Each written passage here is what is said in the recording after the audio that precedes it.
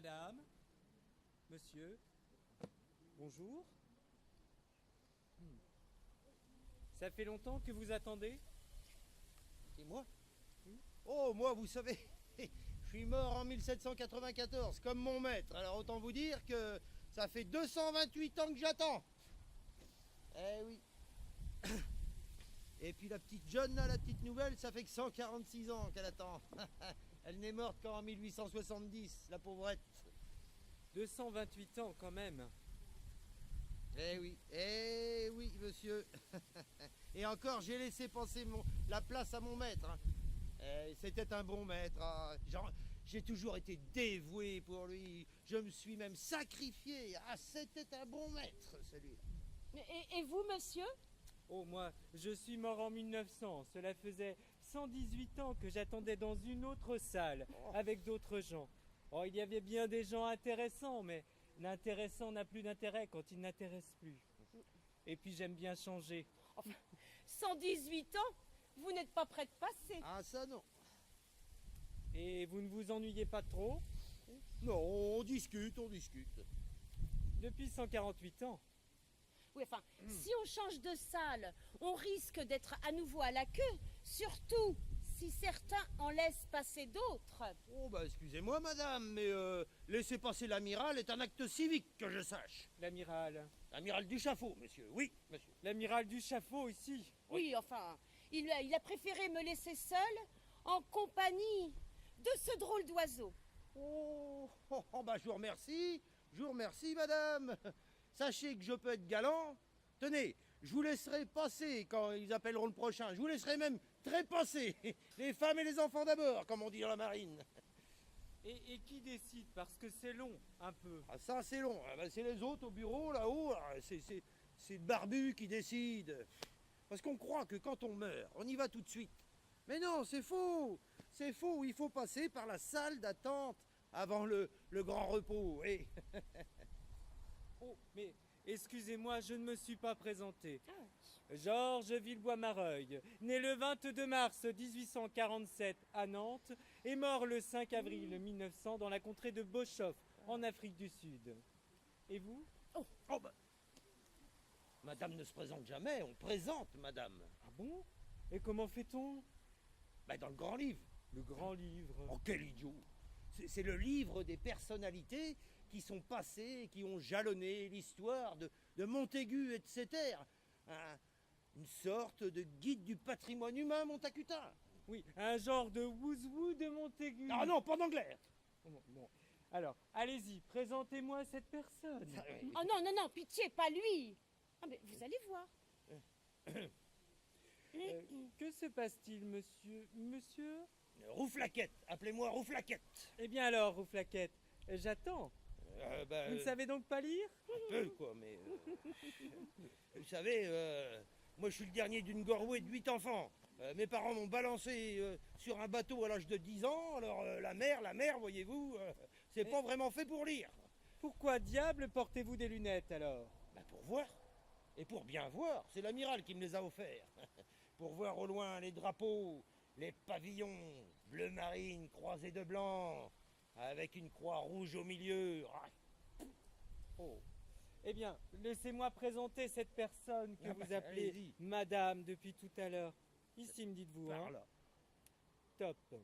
Née en 1798 pendant la Restauration, fille de François Ier, mariée à 18 ans au duc de Berry, l'héritier de la grande dynastie des Bourbons, donne naissance en 1820 au petit Henri-Charles Marie Dieudonné d'Artois qui deviendra duc de Bordeaux. En 1832, vous organisez un grand soulèvement légitimiste dans le but de rétablir la royauté en France et d'installer votre fils sur le trône. Vous êtes arrêté, exilé et vous mourrez en Autriche le 16 avril 1870. Vous êtes Marie-Caroline de Bourbon, duchesse de Berry. Oui. Bravo. Oh, mais dites-moi, mais bravo d'abord. Mais que c'est bien fait ce guide, que c'est bien fait. Chaque personnage a sa famille, n'est-ce ses pas? références, ses faits d'armes, ses relations légitimes, ses aventures illégitimes. Ah tiens, à aventure illégitime, les pages sont déchirées. Ah, elle les a mangés il y a 50 ans. Oh, enfin, j'avais un petit creux. Ah, dites-moi, de Berry, ça n'a rien à voir avec la rillette. Monsieur fait de l'esprit. Voilà, je suis nouveau, je découvre. Hein. Alors, Rouflaquette, Rouflaquette. C'est moi. Pattes de cheveux et de poils descendant sur les joues. C'est tout ce qu'il y a sur vous, monsieur. Pâte de poil, pâte de poil. Ah ben, raillez, madame. Oui. Si l'amiral eût été là, vous ne vous seriez pas permis. Ça va être les autres idiots au bureau. Ils ont dû m'oublier. Et vous, monsieur, avez-vous des liens avec Montaigu? Oh, certes. J'ai passé toute mon enfance au château de Bois-Corbeau, à Saint-Hilaire-de-Loulette, tout près d'ici. Les terres de mon enfance. Ah, je savourais la douceur de vivre. Je courais dans les champs.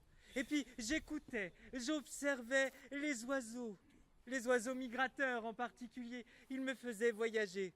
Déjà, j'avais envie de voir d'autres contrées. Oh, les châteaux, j'adore les châteaux. Moi, ça me rappelle Rony. Rony, qui est-ce? Ben, Rony-sous-Bois, le château où je vivais. Oh. Mais vous devez être dans le grand livre, vous aussi, monsieur. Permettez, je vais y promener mes yeux. Je vous en prie. Pas de rouflaquette. Oui, non. S'il vous plaît. Alors, nous y sommes. Vous réussissez le baccalauréat à 16 ans. Pas mal. En 1865, vous êtes admis à l'école militaire de Saint-Cyr. On ne peut pas dire que tout le monde a fait Saint-Cyr ici. Officier de l'infanterie de marine envoyé en Cochinchine, monsieur a voyagé. Oui, et ce n'est pas fini, vous allez voir. Très bien. 1870, promu capitaine à 30 ans. Vous entrez à l'école de guerre. Vous faites l'essentiel de votre carrière dans les colonies d'Afrique entre 1881 et 1893. Campagne de Tunisie, promu au grade de colonel à 45 ans, ce qui fait de vous le plus jeune colonel de l'armée française. Vous me plaisez, monsieur. Nous n'avons pas le même âge, madame. De plus, je suis veuf et reste fidèle à mon épouse. Bon, je poursuis. En 1893, vous perdez votre épouse. Oh, je suis désolée, je n'étais pas allée assez loin. Vous ne pouviez pas savoir. En 1895, vous décidez de quitter l'armée. En 1896, désormais rendu à la vie civile, vous vous lancez en politique. Échaudé par l'affaire de Fachada au Soudan en 1898, incident diplomatique sérieux d'ailleurs qui opposa la France au Royaume-Uni. Oui, ils voulaient s'emparer de leur territoire, ces maudits Britanniques. Des Britanniques?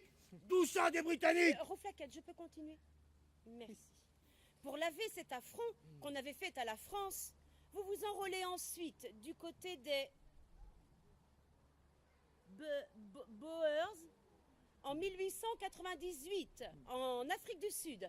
Vous êtes Georges Villebois-Mareuil. Bravo. Bravo. Aux côtés des Bears. Non, des Boers. Oui, mais enfin, qui sont ces Boers? Eh bien, ce sont les descendants des premiers colons d'Afrique du Sud, d'origine hollandaise, allemande et française. Boers signifie fermier en hollandais. Comment pourrais-je dire c'est la première communauté blanche d'Afrique du Sud. Des africaneurs, quoi. Ouais. Et les Britanniques voulaient s'emparer de... Où ça, des Calmez-vous, Rouflaquette, laissez poursuivre. Je disais donc, durant ces combats contre les Britanniques, je perdis la vie un 5 avril 1900. En fermant les yeux, j'ai revu les oiseaux de mon enfance et je les ai suivis. Maudits Britanniques. Je m'aperçois, monsieur Rouflaquette, que vous aussi vous avez une dent contre les Britanniques. Oh, des chicots, j'en ai encore. J'en ai plus beaucoup, mais j'en ai encore assez pour bouffer du roast beef, oui. Maudits buveurs d'eau chaude, qu'ils y restent dans leur pays. Depuis la nuit des temps, ils arrivent avec leur flotte, leurs vaisseaux, ils colonisent, ils font leurs lois, ils nous piquent les Saint-Jacques. Et puis après, ils s'en vont. Alors moi, je dis Brexit. Hein? Qu'ils y restent chez eux. Moi, Rouflaquette, fidèle moussaillon et serviteur de l'amiral Duchaffaut, je jure sur sa tête que je n'ai jamais tremblé devant un mangeur de pudding. Et c'est pas eux qui vont me faire mourir, plutôt crever, tiens. Enfin, vous êtes déjà mort, Rouflaquette. Oui. Mais regardez plutôt à Duchaffaut ce qu'ils disent sur nous, les navigateurs. Alors, Attendez, c'est à moi. Duchaffaut. Ah, Duchaffaut, Chacun son tour. Bah, C'est- enfin, monsieur Rouflaquette, vous ne savez pas lire. C'est un petit peu, surtout cette page. Attention, sablier. Né à Nantes en 1708, meurt le 27 juin 1794. Pierre. Il passe son enfance au château de la Sénardière, à Boufféré, que possédait sa famille. Il entre jeune dans la marine royale. Lieutenant des armées navales françaises, il se distingue une première fois au large du cap Finistère, pendant la guerre de succession d'Autriche. Ensuite, il effectue plusieurs missions de ravitaillement dans les établissements de Nouvelle-France, le Canada, la Guadeloupe, les Antilles. J'y étais, oui. Pendant la guerre d'indépendance des États-Unis, il commande la bataille d'Ouessant en 1778, ce qui lui vaut son surnom de l'homme de Ouessant. Retiré en Vendée à la Révolution, dans son château de Melay et dans sa maison rue Noire à Montaigu, il est arrêté et meurt en 1794 à Nantes. Vous êtes Louis-Charles Duchaffaut de Bénet, comte Duchaffaut, l'amiral. Mais vous n'avez pas le droit de dire la Enfin. réponse. Bah si, parce que c'est Duchaffaut, c'est pas moi. Oh. Oh. On devrait en faire un jeu de ce truc. L'amiral, un héros en somme, comme vous, monsieur Villebois-Marais. Certes, mais surtout un formidable navigateur. Ah oui, hop. À ce sujet-là, je tiens à apporter quelques précisions. Je suis monté à Brest sur la Talente à 10 ans, comme moussaillon, sous le commandement de l'amiral Duchaffaut. Et je n'ai remis le pied à terre que 31 ans plus tard, et toujours avec l'amiral. Alors des batailles, j'en ai vécu, messieurs, dames. Ma première bataille, je venais juste de vomir mon premier pas. Oh. C'est le métier qui rentre, qui disaient les autres. Enfin, qui sort, plutôt. Quand on aperçoit au loin un pavillon bleu marine croisé de blanc avec une croix rouge au milieu. Ah, ah, ah. Nos ennemis intimes, qui disaient l'amiral. Ouais, c'était mon baptême du feu. On aurait pu faire griller des sardines sur les canons tellement ils étaient rouges. Ils étaient rouges. Et puis j'ai passé 31 ans à sillonner l'Atlantique et toutes les mers du monde. 31 ans à nous battre pour le royaume de France. royaume de France Ah. contre l'Empire britannique. Je disais aussi. C'en était devenu presque un jeu. Puis l'amiral fut blessé. Un sale coup de mitraille à l'épaule. Alors, il a pris sa retraite. Et je l'ai suivi comme serviteur au château de Melay. Ah, on était bien à Melay, oui. L'amiral m'avait nommé commandant de la brigade des labours et lieutenant des battages. Alors moi qui avais été moussaillon toute ma vie, passer lieutenant et commandant, ça fait chaud au cœur. Et ça consistait en quoi? Oui.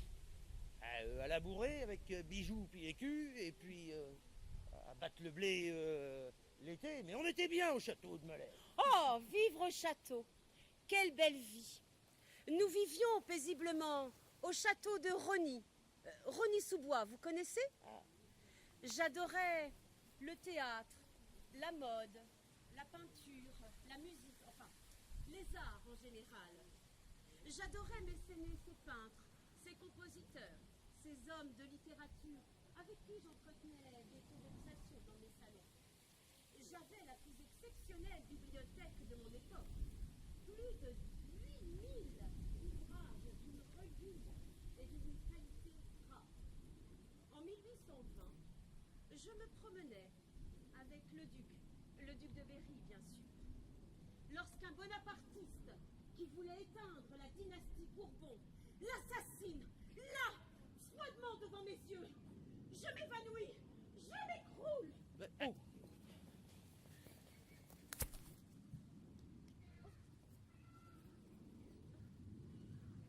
J'étais enceinte. J'ai 22 ans. On m'installe au château des Tuileries, où j'accouche du dernier héritier de la dynastie Bourbon, surnommé l'enfant du miracle. En tant que mère du dernier héritier du trône de France, on me donna le titre de Madame. Oui, et j'y tiens. D'ailleurs, messieurs, que tout le monde m'appelle Madame, que la France entière m'appelle Madame. En 1828, je fis mon premier voyage en Vendée, où on m'accueillit très chaleureusement. Mais en 1830, mon fils n'étant pas légitimé, toute la famille royale s'est vue exilée à Venise. Oh, Venise, c'est fait. Son art de vivre, quel délice. J'y rencontre un riche aristocrate italien avec lequel je me marie secrètement. Mais une seule pensée m'obsédait, regagner ma France. J'ai 34 ans. Je débarque alors à Marseille dans le seul et unique but de reconquérir le trône pour mon fils, le duc de Bordeaux. Mais c'est bon, car rien de Marseillais bien installé au soleil ne bouge pas. Alors que j'avais fait un soulèvement pour organiser un mouvement légitimiste. Le gouvernement eut vent de ma conspiration et je deviens l'ennemi public numéro 1. Les limiers me cherchent, me traquent, me suivent à la trace. Mais je suis bien plus maligne qu'eux. Et c'est en me souvenant de ce voyage en Vendée où je me suis dit que c'était au milieu de ces partisans que je pouvais reconquérir le trône pour mon fils. Les agitations grandissent en Haute-Bretagne. Ah bah ça n'a pas changé. Le réseau s'organise, galope de ferme en ferme, de village en village. Oui. On prend les armes, on prend les armes, on prend les armes. rouflaquette. Allez, ici. Le 17 mai 1832, une petite voiture à cheval emprunte la digue de Montaigu. La petite voiture aux vitres teintées se dirige vers le château de la Preuille à Saint-Hilaire-de-Loulay. Le cocher stoppe son véhicule pour désaltérer son cheval. Il fait très chaud. L'occupante de la voiture, en l'occurrence Madame, Moi, pense qu'elle est arrivée dans la cour du château. Elle décide alors de descendre de la voiture. C'est à ce moment-là que tout s'enchaîne. Le cocher fouette son cheval, la voiture part, la duchesse, déséquilibrée, se raccroche à la poignée intérieure de la voiture, les pieds dans le vide. Oui, la poignée cède et la duchesse tombe entièrement dans les temps. La voiture continue son chemin. Le cocher n'a pas de rétroviseur, pensez donc, autrement il aurait fait demi-tour. La duchesse, d'une main, se récupère sur le bord de la digue. Elle lève la cuisse sur le bord et sort trempée de la voiture, file. Pas farouche, elle se dévêtit, étend ses vêtements sur l'herbe. Elle s'allonge nue derrière une haie, en pestant contre son vaurien de cocher. Vaurien de cocher! Au loin, pas si loin, de très jeunes soldats partis de Nantes qui rejoignaient leur garnison à Rochefort, témoins de la scène, s'empressent pour aller se moquer d'elle. Il découvre alors, derrière une haie, ce corps de femme nue, allongé, assoupi dans l'herbe, les yeux ébahis par la beauté de la personne. Oui, les jeunes gens se bousculaient pour regarder, comme si la Vierge leur était apparue. La Vierge qui n'allait peut-être pas leur rester longtemps. C'est alors qu'un coup de sifflet militaire du chef de garnison retentit, rassemblant les jeunes hommes en moins de temps qu'ils n'en font pour siffler. Cette troupe repartit alors. Un des jeunes gens bourrés d'inspiration et de poésie eut le temps, en chemin, d'écrire cette merveilleuse chansonnette bien connue pour donner du courage à ses camarades. Il l'appela le fantasme du fantassin, plus connu sous le nom de la digue du cul ou de Nantes à Montaigu. Et qui a d'ailleurs une renommée internationale et fait partie du patrimoine Montacutin. Oui, vous avez de la chance, vous avez une chanson qui parle de vous et de la digue de Montaigu. Enfin, j'ai surtout eu de la chance de ne pas passer à la casserole, comme on dit chez les paysans. Oui. La légende dit qu'elle aurait pu être l'hymne de notre beau pays. On l'aurait appelée la Montacutaine. Avouez que c'est quand même bien mieux que la Marseillaise. Ah oui, oui, imaginez-vous, votre bon président chanter à pleine gorge la Montacutaine en finale de la Coupe du Monde. Les entraîneurs, les joueurs, les supporters, le stade en entier aurait chanté la Montacutaine. Brigitte se serait gosillée à chanter la Montacutaine. Ça aurait été un soulèvement, madame. Ça aurait eu de la gueule. Rouflaquette. Oui. La voiture file. Elle s'arrête dans la cour du château de la Preuille. Ah, le cocher ouvre la porte aux vitres teintées. Personne. La voiture est vide. Pris de panique, il repart et fait le chemin à l'envers, pensant retrouver la duchesse.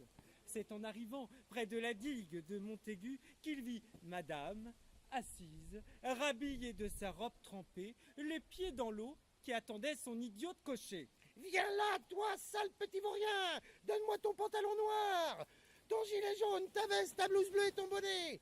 Et maintenant, enfile cette robe, gredin. Et ils repartirent pour la Preuille. En arrivant dans la cour du château, où quelques chefs du réseau l'attendaient, on vit descendre de la voiture madame en habit d'homme. Les autres cochers présents s'écrièrent « C'est Petit Pierre, c'est Petit Pierre, c'est Petit Pierre !» Figure bien connue du syndicat des cochers. C'est ainsi que pour la suite de l'histoire, madame prit pour nom d'emprunt Petit Pierre. Mais ce que vous dites est totalement faux. J'étais habillée en paysan, voilà tout. Mais enfin, madame, puisque c'est écrit et puisque la légende le dit. Enfin, on lui fait bien dire ce que l'on veut à la légende. Oui, mais si la légende le dit, c'est qu'il y a du vrai. Il n'y a pas de fumée sans feu. Oh. Mes partisans s'organisent, marchent sur Médon, sur Aigrefeuille. On sonne le tocsin. La police lui vend de mes plans. Les meilleurs limiers parisiens me traquent à nouveau. On retourne le département. Et je reste introuvable. Toujours habillée en Petit Pierre, je me dirige à Nantes, chez les demoiselles du Guény, rue haute du château. Je reste toujours introuvable, mais ayant soudoyé mon homme de confiance, les lignées encerclent la maison où je me cache. 20 heures, durant 20 heures, de minutieuses perquisitions nous font battre le cœur de peur. Quand deux abrutis soldats ayant froid font un feu dans la cheminée, nous n'en pouvons plus. La plaque rougit, la fumée nous asphyxie. Nous étions cachés dans un réduit derrière l'âtre de la cheminée. Oui, mais quand je vous disais qu'il n'y avait pas de fumée sans feu, hein. Nous reprennent feu. Nous n'en pouvons plus, je suis obligée de me rendre.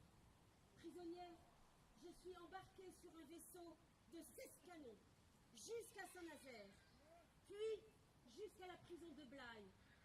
Quelle défaite! Quel désespoir! Oh non, je ne veux plus qu'on me compte tous ces déboires. J'ai besoin de repos. Laissez-moi en paix. Vous aussi, vous avez été arrêté, alors, madame, comme l'amiral. L'amiral a été arrêté? Ah oui, mais avec les honneurs. Ah, ils n'ont pas trouvé ce qu'ils cherchaient. Ah, mais que cherchait-il? Ah, l'amiral encourageait l'insurrection vendéenne. Et lors du combat de Montaigu, le 30 septembre 1794, on vit l'amiral donner des ordres du haut de sa fenêtre. Quand il vit arriver les fantassins bleu marine et rouge croisés de blanc, il les prit pour Des Anglais? Des Anglais. C'est alors qu'on vit l'amiral s'agiter et donner des ordres et diriger la bataille. Et en sortant son sabre de son fourreau, sus à l'envahisseur, à bâbord chargé, feu. Et il embrachait des roses vifs invisibles et il coupait les têtes de la perfide Albion transparente. Quand ils sont venus pour l'arrêter, j'ai dit non, ne touchez pas à l'amiral. Pour le défendre, je me suis alors précipité sur l'officier dominicain Chaval.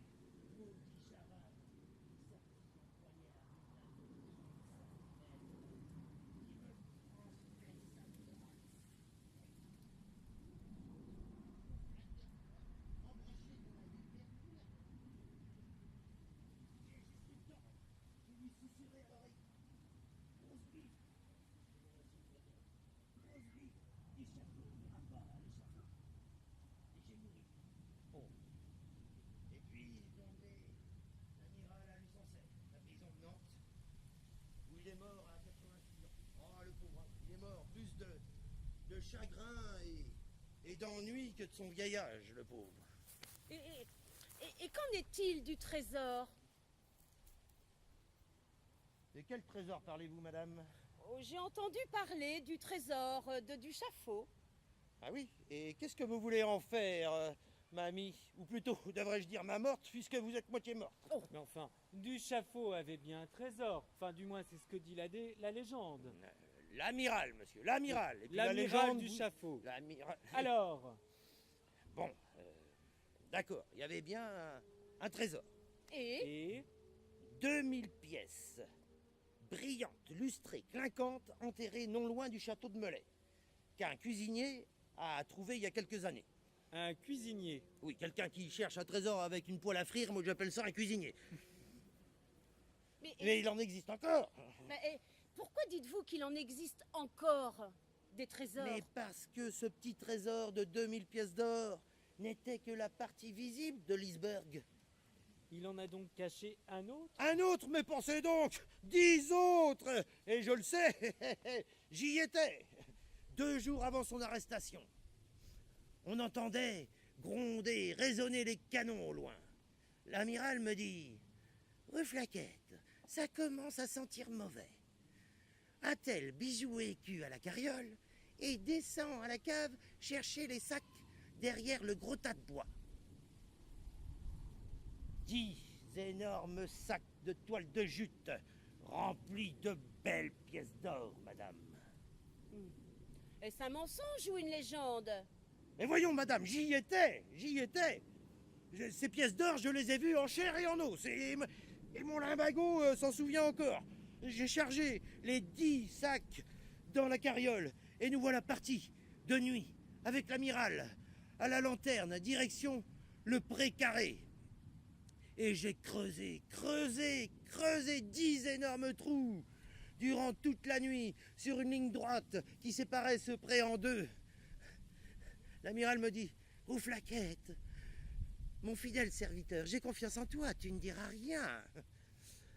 Et même si les sirènes me chantent l'amour éternel, j'ai juré que je ne dirai rien. Et tu planteras demain matin un chêne à chaque emplacement. Ce qui fut dit fut fait. Et maintenant, dans ce pré, il doit y avoir une belle haie de 10 beaux gros chênes. Et moi, je sais où il est, le trésor de Duchaffaut. Oui, Alors, il est il est à la... Bon, il est à la...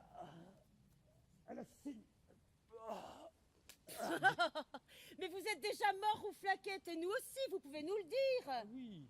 Ouais, nous, on est morts. Mais eux, les petits malins. Ah.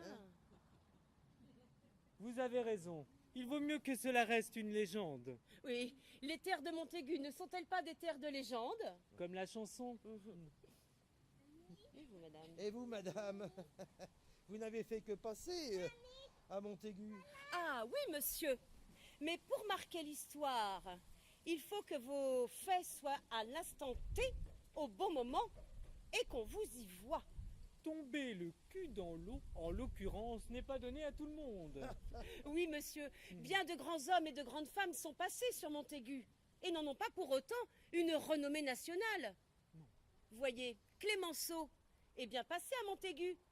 Est-il tombé le cul dans l'eau? Non. Non. Vercingétorix, Napoléon sont passés aussi à Montaigu. Sont-ils tombés dans la digue du château? Mais Non. non, évidemment que non. Oh, mais quelques historiens mal informés pourraient bien en inventer la légende. L'histoire de France est faite de contradictions, de romances, de légendes, au bon vouloir de ceux qui l'écrivent ou de ceux qui la racontent. Nous ne sommes pas tout à fait sûrs de la version que vous venez d'entendre. Mais en tout cas, elle restera dans les légendes. Alors, mesdames, messieurs, pour célébrer ces légendes si chères à nos cœurs, je vous propose que tous en cœur, nous reprenions cet hymne si cher à nos cœurs et à nos corps, et à nos terres, pardon, et à nos corps aussi. Après tout, pourquoi pas? Ça aurait pu être l'hymne national, ça aurait pu remplacer la Marseillaise, ça s'appelle la Montacutaine, et je suis certain que tous et toutes vous la connaissez. Nous allons toutefois vous donner le texte pour que vous puissiez suivre, et peut-être cela donnera quelques idées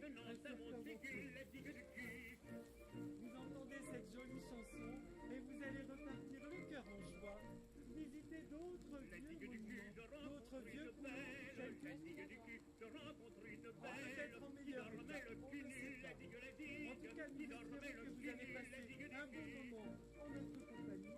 C'était la compagnie Les Singes Nuit d'été qui vous faisait l'histoire de France et de Montigny.